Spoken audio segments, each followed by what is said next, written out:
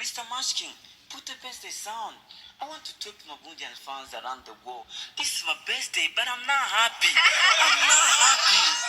Why are you laughing? I'm serious. Happy birthday to you. Happy birthday to you. Singomba bagabo. Happy birthday, mother.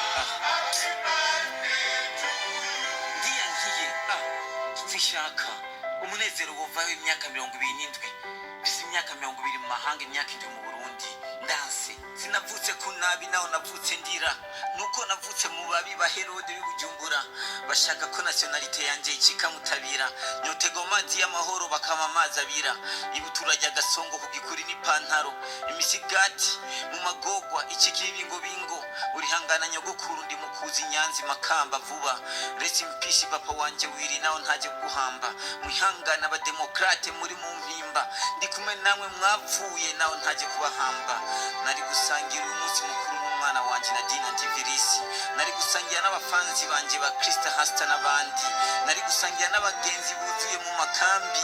Ariko byose byandi byashobotse kuri politike mbi. Yabakunda kuba abashoferi nk'uheruka kugura imodoka.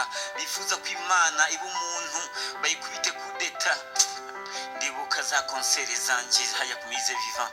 Nibuka ya konseri yanje ya nyuma y'ubuhonga. Nibuka abanywanyi ruguru kuntu twasangira umunezero muri Nzeyimana igisohoka n'izindi ndirimbo. Nibuka ukuntu nagiye ibiganiro abantu bakambaza ibyo bifuza ku maradiyo. Ibyo byose kubera aba batama, kubera abo bantu, kubera Satani ari muri bo nabo sibo. Ariko tuzobanesha ku izina rya Yesu Kristo na Muhammad sallallahu alaihi wasallam. Amen. Tuzosubira inyuma gusa tuzotsinda. Hasta la victoria siempre. Nibuka itariki nk'iyi turi kumwe na Papi Gikuri dusangiye itariki y'amavuko. Turiko turahimbaza n'abajournaliste, abafana ba president member. Ariko no musi ndikenyene ndi kumwe n'abantu ntazi, abantu bataza kahise kanje.